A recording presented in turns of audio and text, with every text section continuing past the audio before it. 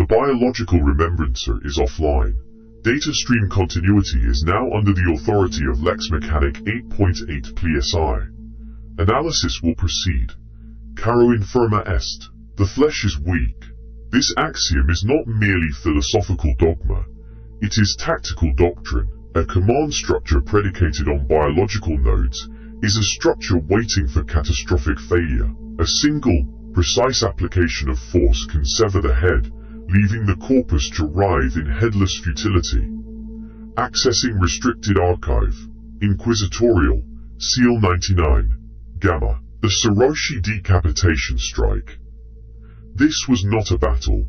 This was an equation. The variable was the 1st Legion High Command, gathered aboard the flagship Invincible Reason. The solution was their excision. The schematic illustrates the deceptive simplicity of the method. A crude atomic warhead, concealed within an archaic shuttle. The device was to be detonated within the flagship's command bridge, a surgical strike designed to atomize leadership and induce systemic collapse across the entire Crusade fleet. The logic is impeccable. Aut triumphum aut oblivionem. The strategic calculus of the Saroshi conspiracy was precise. Their primary target was not merely the Primarch Lion El'Jonson, but the entire command strata of the expeditionary force. By concentrating the Lion, his trusted second Luther, and the ranking Imperial fleet commanders aboard the flagship, the Invincible Reason, the traitors had engineered a single point of catastrophic failure. The elimination of this gathering would have paralyzed the entire Crusade fleet, rendering it headless and vulnerable in hostile territory. The potential loss in leadership, experience, and strategic cohesion was assessed at 97.4% degradation of combat effectiveness. The delivery vector was an exercise in calculated deception. An obsolete, pre-unification atmospheric shuttle, a museum piece by Imperial standards, was chosen as the conveyance. Its archaic design and non-threatening profile were designed to bypass the flagship's formidable auger arrays and security protocols, which were calibrated to detect contemporary military threats. Concealed within its chassis, shielded from passive scans, was a compact atomic warhead. The device was crude, yet its planned detonation within the sealed environment of the command bridge would have ensured total target annihilation. The plot failed by the narrowest of margins. The transhuman sensors of the Astartes Zahariel detected the threat scant moments before detonation. His violent, decisive action, a split-second explosive decompression of the shuttle bay, averted the decapitation strike. Yet, this was no victory. The failed assassination was not the entirety of the plan, but merely its intended beginning. The explosion was a signal, a pre-arranged trigger broadcast across the planet. In the moments that followed, the compliance of Sarosh did not simply fracture, it shattered. The planetary uprising was immediate, synchronized, and total. Initial contact with the world-designated Sarosh followed standard compliance protocols. The populace displayed a calculated enthusiasm for the Imperial truth. Data logs from the attached White Scars elements reported a receptive civilization, seemingly eager for integration.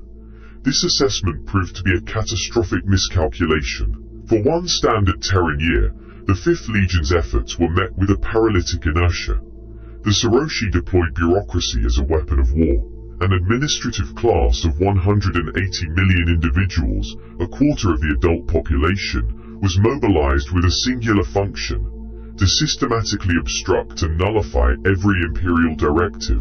The strategy was brutally effective, grinding down the patience of the swift-striking White Scars. Their operational capacity was degraded not by blades, but by endless procedural dead ends. Misinterpreting this as a failure of temperament, High Command ordered a command transfer. The Dark Angels were tasked to relieve the 5th Legion and finalize the compliance. They arrived with their own proven doctrines for breaking stubborn worlds, wholly unprepared for a war fought with redundant forms instead of applied force. The 1st Legion was stepping into a meticulously prepared administrative ambush, where the true enemy remained cloaked behind an illusion of harmless inefficiency. Initial Imperial reconnaissance of the Saroshi system presented a model candidate for compliance. The societal demeanor was recorded as uniformly polite and accommodating. The legal and penal systems appeared utopian. No prisons were observed, with transgressions addressed through the assignment of additional bureaucratic hours. It was a flawless facade of peaceful civilization, masking a logic-defying corruption. However, cross-referencing Auspex logs with restricted auto-threat profiles revealed the subsurface reality. The polite, mask-wearing society concealed a deeply ingrained worship of unclassified warp entities known as the Melikim. The CSMA, bureaucratic hours, were a euphemism. The missing were not reassigned. They were fed as blood sacrifices into hidden subterranean caverns, sustaining these entities. The most damning data point emerged from a decade-long analysis of population metrics. The laser, minor census discrepancies, were a carefully managed cull. 70 million citizens, 8% of the total population, were systematically and deliberately vanished. This was not random attrition. This was the precise cost, the biological fuel required to power a planet-scale warp translation ritual. The existence of such a ritual implies a terminal strategic threat. The question is no longer if the Saroshi are traitors, but rather, what precisely are they attempting to become? Data log analysis of the Saroshi Compliance confirms the event designated, the embarkation of the Exalter, as the point of protocol failure. Upon arrival for the final summit, the Saroshi leader presented two immediate, severe deviations from established behavioral parameters. The first deviation was biological and social. The man was unmasked, a singular anomaly among a populace that prizes conformity. Furthermore, his corpulent frame was a gross outlier against the established Saroshi physiological baseline. This was not mere gluttony, it was a display, a deliberate exhibition of a body shaped by power and privilege, utterly alien to the communal austerity of his people.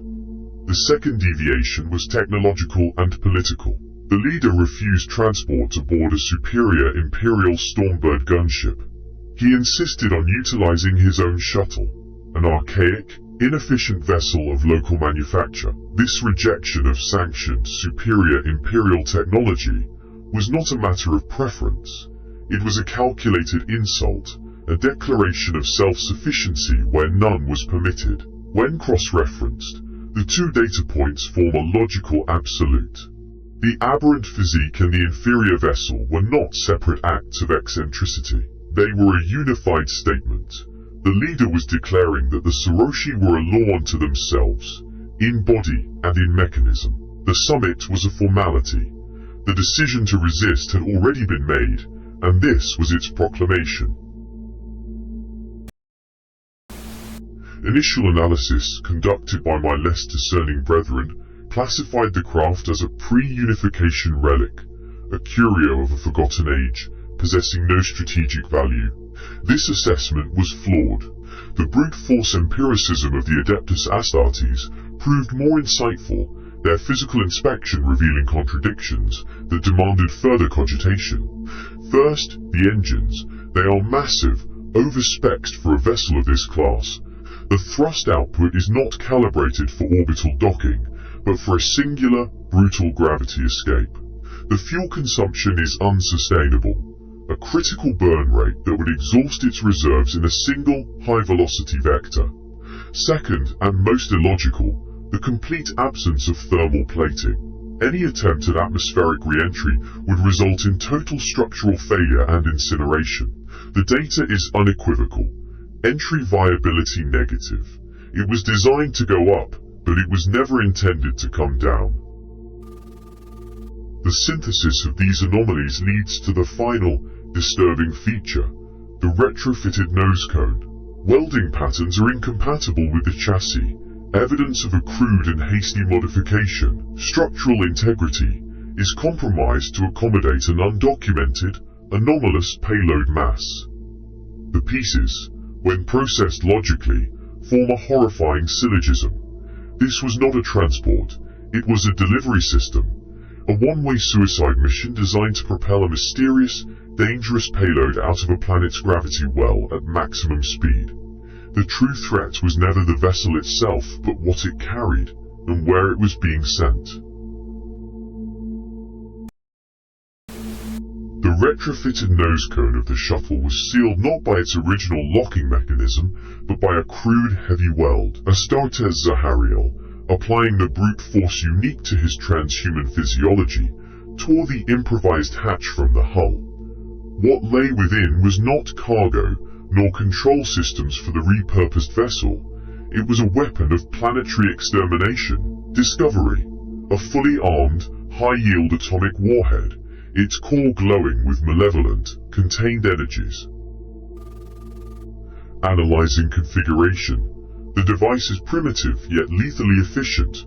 A 1-meter spherical core of fissile material is caged by dark metal containment blocks. Its primary ignition sequence is not isolated, but has been crudely wired directly into the shuttle's own systems. A suicide weapon. But the most critical and alarming datum was the final notation. The entire detonation process was not self-contained. It was slaved to an external trigger. The bomb was here, but the one who would command its fire was somewhere else entirely. Analysis of historical records from the Dark Age of technology reveals a recurring flaw in biological command structures: ambition. This variable is potent, unpredictable, and corrosive. The case of Luther, second in command on Caliban, provides a primary data point. Upon discovering a covertly planted atomic device intended to assassinate Primarch Lion El'Jonson, Luther was presented with a logic fork, a critical psychological fulcrum, with two distinct outcomes. Processing Path A. Inaction. By remaining silent, the device would detonate. The lion would be eliminated. The shadow he cast over Luther's own considerable achievement would be erased from existence. Luther would, by default of succession, assume uncontested command of Caliban, a simple, efficient solution to a complex emotional problem. Processing Path B. Intervention. To act would ensure the survival of the Primarch and his attendant high command. The price of this loyalty would be the perpetuation of Luther's secondary status. He would continue to exist in the lion's shadow, his own legend forever subsumed by that of his gene-sired superior. The temporal cost of this decision process was recorded as agonizing seconds. This subjective metric indicates severe conflict within the subject's neural processing. Ultimately, the variable of Vago, brotherly devotion, overrode the logic of Vago, personal ambition. Luther rejected treason and moved to disable the threat. His choice appeared virtuous, a validation of the fraternal bonds forged on Caliban. However, a choice made is not a flaw corrected. The seed of resentment, once proven to exist, is not so easily purged. The shadow he chose to endure would only deepen, and the ambition he suppressed would merely await a more opportune moment to manifest. The Distraction Protocol is a tactical gambit of extreme risk and psychological manipulation. Its core function is to leverage a single, high-value asset, in this instance, the planetary governor designated Lord High Exalter, as a sacrificial element. The objective is not military victory in the conventional sense, but the generation of bureaucratic paralysis. By engaging in a form of calculated diplomatic suicide, the asset's function is to monopolize the cognitive and procedural resources of the enemy's command structure, rendering them blind to a concurrent, more tangible threat. For this protocol to function, the initial state must be one of absolute compliance. The Lord High Exalter maintained a meticulously crafted facade of piety, broadcasting data points of loyalty for over a standard millennium. The world's governing philosophy, the Denge, dictates of the Melikim, was presented as a local but perfectly valid interpretation of Imperial creed. We are a pious people. We have followed the dictates of the Melikim for more than 1,000 years, and we have achieved the perfect society.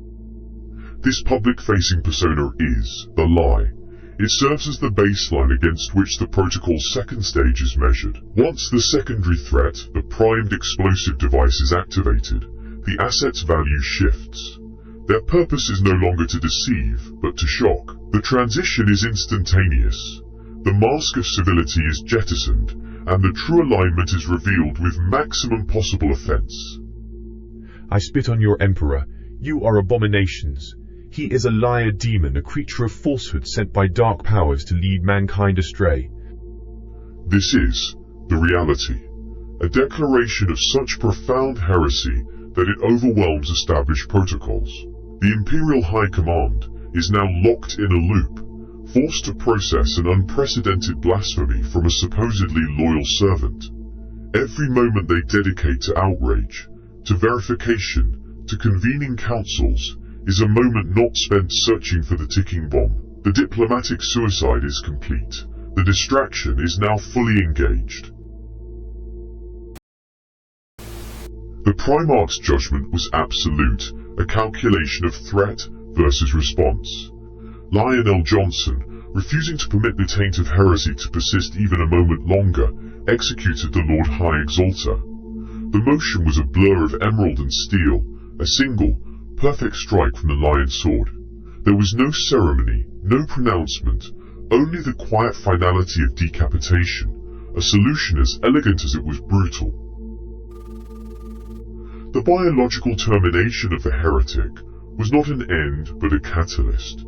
Post-event analysis indicates the Exalter's very physiology was the key to a larger mechanism. A sophisticated network of bionic implants, keyed to the cessation of his life functions, acted as a dead man switch. The instant his neural and cardiovascular activity ceased, a command protocol was triggered, an automated and posthumous act of treachery.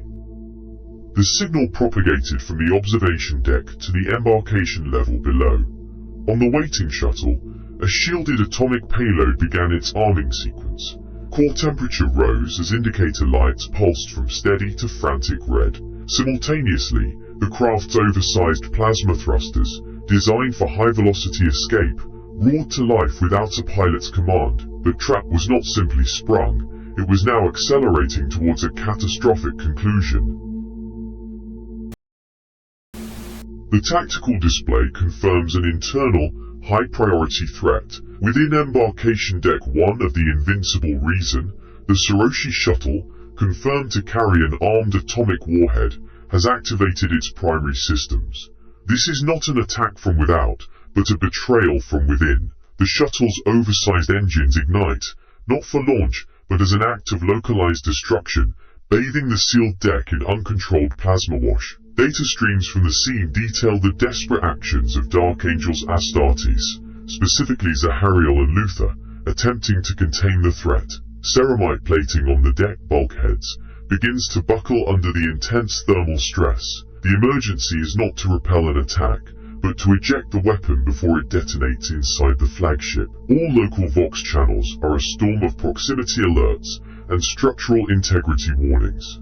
The Invincible Reason, a vessel that has shattered worlds, is threatened by a single crude bomb in its belly. The shuttle's warhead is armed, and its engines are firing, turning the embarkation deck into a furnace.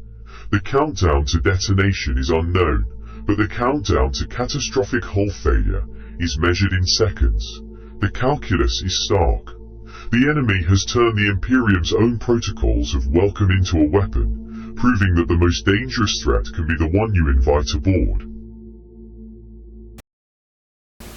Analysis of the countermeasure sequence reveals a cascade of tactical necessities, each more extreme than the last. Confronted with a warhead whose disarming was a logical impossibility, the Astartes Zahariel initiated a protocol of his own devising, an act born of pure desperation and strategic calculus. Step 1. A fleet-wide alert. This is not merely a warning but an admission of localized, unrecoverable failure. Step 2. Containment. Blast doors, designed to repel boarding parties and contain plasma fires, were sealed. This action did not solve the problem, it merely defined the kill zone, trapping the imminent detonation within Embarkation Deck 1. The third and final step required a violation of machine law. To bypass ingrained safety protocols, the deck control console was not interfaced with, but physically shattered. A crude, but effective, manual override. This act of destruction granted access to the ship's atmospheric integrity field. By manually dropping the field for that specific section, Zahariel planned to vent the entire embarkation deck, its atmosphere, the shuttle, the warhead, and himself into the cold, absolute zero of the void. The 0-second solution was not about survival, but about ensuring the ship endured, even at the cost of its own components. The schematic designates the protocol as voiding the threat, a crude but effective countermeasure against internal ordnance delivery. The shuttle, confirmed to be rigged with explosives, was reclassified from transport to an unguided kinetic weapon. Its purpose: catastrophic detonation within the flagship's hull. The response: deny it that opportunity. Analysis indicates a controlled, deliberate failure of the embarkation deck's primary integrity field. The resulting pressure differential between the deck's atmosphere and the vacuum of space is absolute. All unsecured mass is subjected to extreme kinetic force, funneled towards the outer void in a directed atmospheric torrent. The compromised shuttle is caught in this vortex. Its own engines, engaging at the exact moment of expulsion, add uncontrolled acceleration to its vector. It is hurled clear of the flagship, a failed weapon cast into the abyss, its threat neutralized by fundamental physics. 2 legionaries, identified as Zahariel and Luther, remain. They endure the event solely through the function of their power armor's magnetic soul locks. The systems strain under the immense force, but hold. They are anchored to the deck plating, witnesses to a warship's desperate defense, surviving where everything else was scoured away into vacuum. Physical survival is confirmed. The threat is voided. But the data stream is incomplete. Their presence on that specific deck, at that exact moment, generates a cascade of probability conflicts. The immediate danger is gone, but the strategic and political repercussions have only just begun. Analysis of the event designated, the detonation, confirms the Saroshi shuttle was the vector. Its trajectory, appearing as a loss of control, was a calculated, lethal spiral. The resulting detonation was not a conventional explosive yield. It was the birth and death of a star, contained and unleashed within less than 1,000th of a standard second. The initial wave of hard radiation and electromagnetic force struck the flagship, the Invincible Reason, with unimaginable power, seeking to scour its systems and blind its augurs. The ship's void shields, already taxed, flared and collapsed under the strain. The blast wave followed a hammer of physical force, subjecting the forward hull to massive structural shear. But the ship's machine spirit reacted. Automated damage control systems engaged, a cascade of pre-programmed protocols shunting power, sealing breaches, and reinforcing integrity fields. The damage report logged catastrophic but contained failures across multiple forward decks. The logic is inescapable. This was not a random act. It was an assassination attempt of a scale bordering on the sublime. And yet, the core objective data is clear. The armored citadel of the command bridge held. Its occupants, the architects of this campaign, were shielded from the transient star by layers of blessed steel and faith. The High Command survives. The implications of this failure, for both attacker and target, are now the most dangerous variable in this equation. Analysis complete. The Sarosh campaign did not begin with an Imperial declaration, but with the failure of one. The Decapitation Strike, a maneuver calculated to ensure swift dominance, was instead the trigger for a pre-planned, system-wide counter-offensive. Every logistical assumption was flawed. Every projection of enemy capability was catastrophically underestimated.